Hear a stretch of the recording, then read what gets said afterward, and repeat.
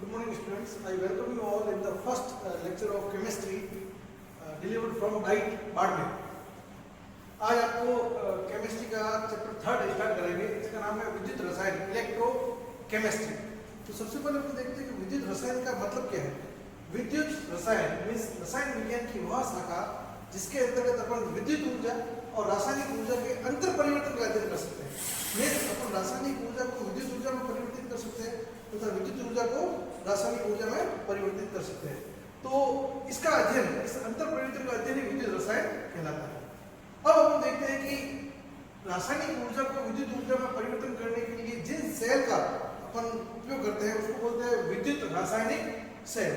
It means विद्युत रासायनिक cell में रासायनिक ऊर्जा विद्युत ऊर्जा में परिवर्तित होती है। इसका क्या मतलब है? इट मीन्स सेल के अंदर कोई केमिकल रिएक्शन होगी, उस केमिकल रिएक्शन की वजह से जो केमिकल एनर्जी है उसको अपन कन्वर्ट कर सकते हैं इलेक्ट्रिकल एनर्जी में। सो विद्युत रासायनिक सेल, इलेक्ट्रोकेमिकल सेल में रासायनिक ऊर्जा विद्युत ऊर्जा में परिवर्तित होती है। इसी तरह से दूसरे सेल अपने पास जो हम अध्ययन करेंगे वो है विद्युत अपघटनी सेल, इलेक्ट्रोलाइटिक सेल। इन इलेक्ट्रोलाइटिक सेल में we will pass electric current and this electric current will convert into chemical energy. Means विद्युत ऊर्जा है वो रासायनिक ऊर्जा में परिवर्तित होगी। इस तरह के सेल पर अपन बैटरी लगाते हैं, उस बैटरी से इलेक्ट्रिकल करंट जो जनरेट होती है उस करंट को सेल के अंदर इंट्रोड्यूस करते हैं। तो जब वो करंट सेल के अंदर जाती है तो कोई केमिकल रिएक्शन होगी, जैसे अपन करते हैं NaCl। सपोज उस सेल के अंदर इलेक्ट्रोलाइटिक सॉल्यूशन भरा हुआ है सोडियम क्लोराइड का, तो जैसे आप करंट पास करेंगे तो सोडियम क्लोराइड अपने आयंस में डिवाइड हो जाएगा, सोडियम आयन और क्लोराइड आयन। ये जो आयन है वो अपने रेस्पेक्टिव इलेक्ट्रोड्स की ओर जाएंगे और केमिकल रिएक्शन कंडक्ट होगी। So we have two kind of cells, विद्युत रासायनिक सेल और विद्युत अपघटनी सेल।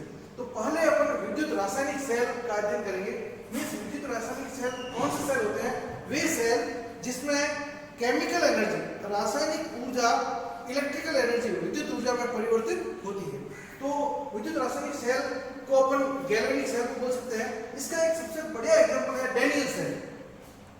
तो आज अपन विद्युत रासायनिक सेल का एक अच्छा एग्जांपल डैनियल सेल की स्टडी करेंगे। इस तरह के सेल को अपन विद्युत रासायनिक सेल बोल सकते हैं, गैल्वेनिक सेल बोल सकते हैं, वोल्टेज सेल बोल सकते हैं, और इसका एग्जांपल है डैनियल सेल। तो सबसे पहले अपन देखते हैं कि डैनियल सेल का स्ट्रक्चर क्या होता है। दोस्तों आपको पता है कि हर एक सेल में दो इलेक्ट्रोड होते हैं, एक एनोड होता है और एक कैथोड होता है। तो इस तरह से विद्युत रासायनिक सेल में भी दो इलेक्ट्रोड होंगे, एक एनोड और एक कैथोड। तो एनोड इसमें क्या होता है, इसके अंदर अपन लेते हैं जिंक की छड़, जिंक इलेक्ट्रोड होता है, वो जिंक सल्फेट सॉल्यूशन में डिप होता है। So anode is what? It is zinc electrode immersed in zinc solution. Means zinc की जो छड़ है वो जिंक सल्फेट विलीन में डूबी रहती है। कैथोड इसमें कॉपर इलेक्ट्रोड होता है, वो कॉपर सल्फेट सॉल्यूशन में ही डिप होता है। So cathode copper electrode copper sulphate sulphate solution में डिप होता है। अब इन दोनों सेलों को अपन एक एक्सटर्नल वायर द्वारा जोड़ देते हैं। यदि आपको इस सेल का वोल्टेज निकालना है तो यहाँ पर वोल्ट मीटर लगा देते हैं। यदि आपको करंट की दिशा देखनी है तो अपन गैल्वेनोमीटर लगा सकते हैं, और यदि आपको करंट मेजर करनी है तो यहाँ पर आप वोल्ट मीटर की जगह अमीटर लगा सकते हैं। So this is the structure of Daniell cell. अब देखिए दोनों ही इलेक्ट्रोड को, एनोड और कैथोड को जोड़ने के लिए इसमें एक लवण सेतु, सॉल्ट ब्रिज लगा देते हैं। लवण सेतु क्या होता है? यह एक यू आकार की कांच की ट्यूब होती है। देखिए यू आकार की कांच की ट्यूब होती है, इसके अंदर अगर जिलेटिन भरा होता है, इनमें से कोई भी आप पदार्थ भर सकते हैं, अगर और जिलेटिन, साथ में इसके अंदर आप KCl सॉल्यूशन के रूप में KCl ले सकते हैं, पोटेशियम नाइट्रेट ले सकते हैं, अमोनियम क्लोराइड ले सकते हैं, अमोनियम नाइट्रेट ले सकते हैं। अब क्वेश्चन ये है कि सॉल्ट ब्रिज का क्या रोल है। ये सॉल्ट ब्रिज दो तरह कार्य करती है। पहला आप देखेंगे ये सॉल्ट ब्रिज एनोड और कैथोड को जोड़ रही है।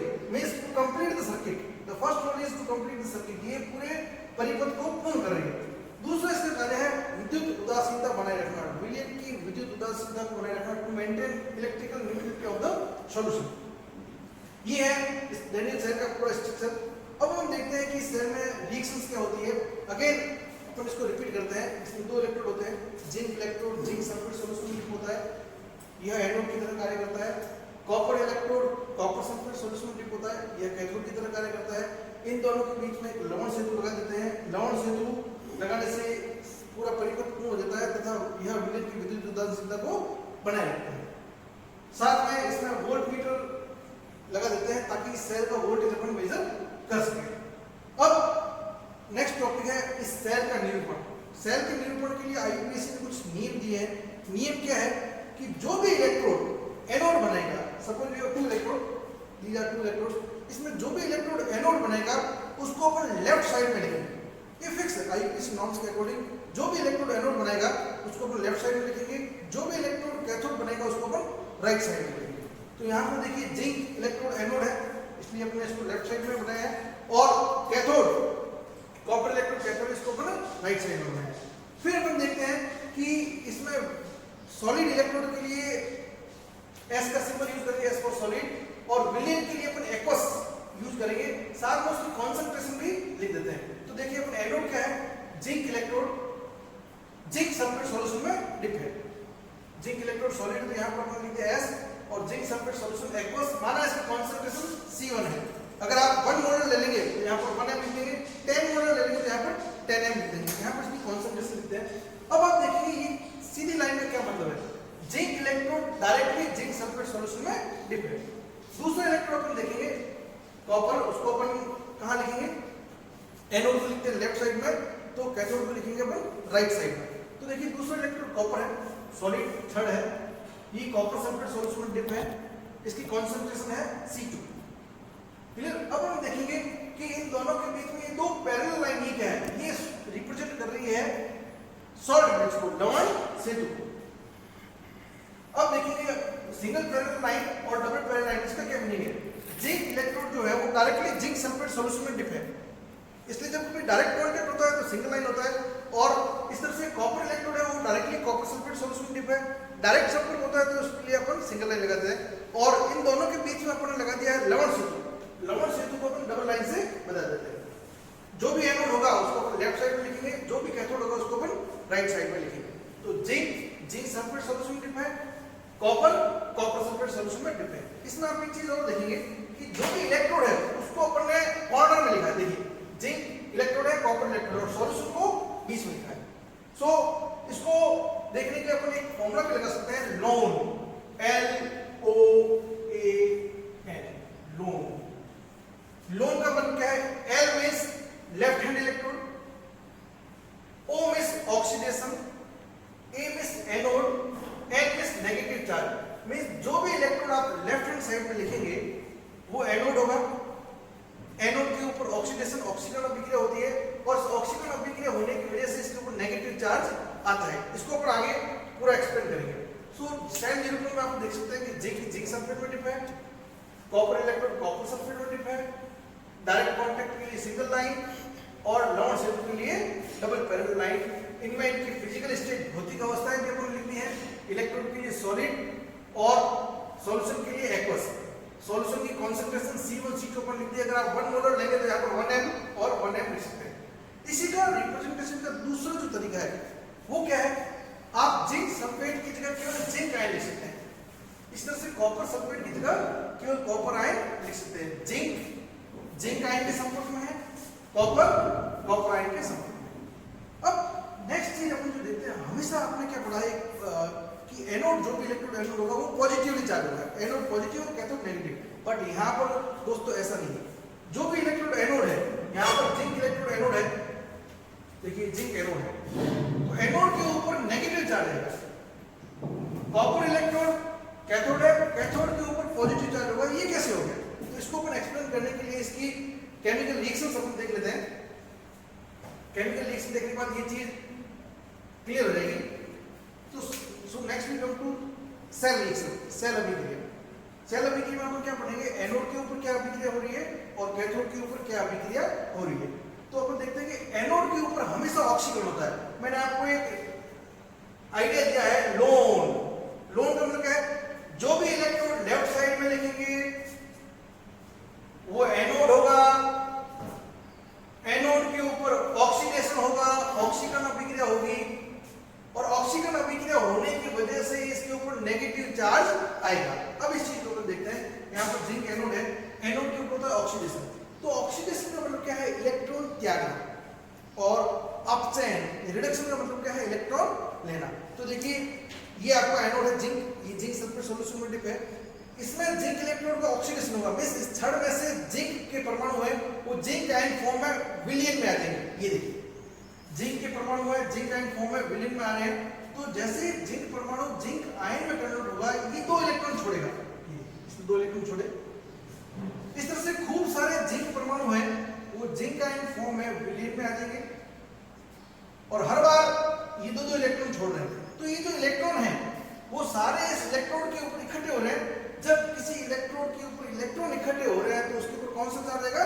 Negative charge. इसीलिए अपन कहते हैं कि एनोड के ऊपर नेगेटिव चार्ज आता है। इसको अपन वापस एक्सप्लेन करते हैं, that is very interesting thing कि एनोड के ऊपर नेगेटिव चार्ज क्यों हो रहा है। तो आप क्या लिखेंगे? एनोड के ऊपर ऑक्सीजन होता है, इसमें धातु परमाणु धातु आयन फॉर्म में विलीन में आ जाएगा और इलेक्ट्रॉन छोड़ेगा। ये इलेक्ट्रॉन इस इलेक्ट्रोड के ऊपर इकट्ठे हो जाएंगे। इलेक्ट्रॉन के इकट्ठे होने की वजह से इस एनोड के ऊपर नेगेटिव चार्ज आ जाएगा। ठीक है, अब देखिए ये जो इलेक्ट्रॉन इसके ऊपर इकट्ठे हुए हैं वो एनोड से होते हुए बाहर से होते हुए कैथोड की ओर मूव करेंगे, कैथोड की ओर मूव करेंगे और कैथोड के ऊपर अपचयन अभिक्रिया होगी। तो अपचयन अभिक्रिया में क्या होगा? इस कॉपर सल्फेट विलेन में अपने पास कॉपर आयन है, यहाँ पर इलेक्ट्रॉन आ गए तो विलेन के अंदर के जो कॉपर आयन है वो वहां जाके इलेक्ट्रॉन ले लेंगे और इसके ऊपर चिपक जाएंगे। तो देखिए हो क्या है, जिंक छड़ में से जिंक आयन बाहर निकल रहे, बट यहां पर क्या हो रहा है? विलियन के कॉपर आयन इस छड़ के ऊपर चिपक रहे हैं। तो आप देखें क्या होगा? जिंक तो घुल रहा है, जिंक से जिंक आयन बाहर आ रहा है, मींस जिंक घुल रहा है। तो धीरे धीरे ये जो छड़ एनोड है ये पतली होती जाएगी, ये छड़ पतली हो जाएगी क्योंकि ये घुल रही है। और इसमें क्या हो रहा है कैथोड के ऊपर कि विलेन के जो कॉपर आयन है उसका अपचयन हो रहा है और वो इलेक्ट्रोड के ऊपर जाकर चिपक रहे हैं। इसका मतलब क्या है? इसके ऊपर इस छड़ के ऊपर खूब सारे कॉपर आयन चिपक रहे हैं, अतः यह मोटी हो गई।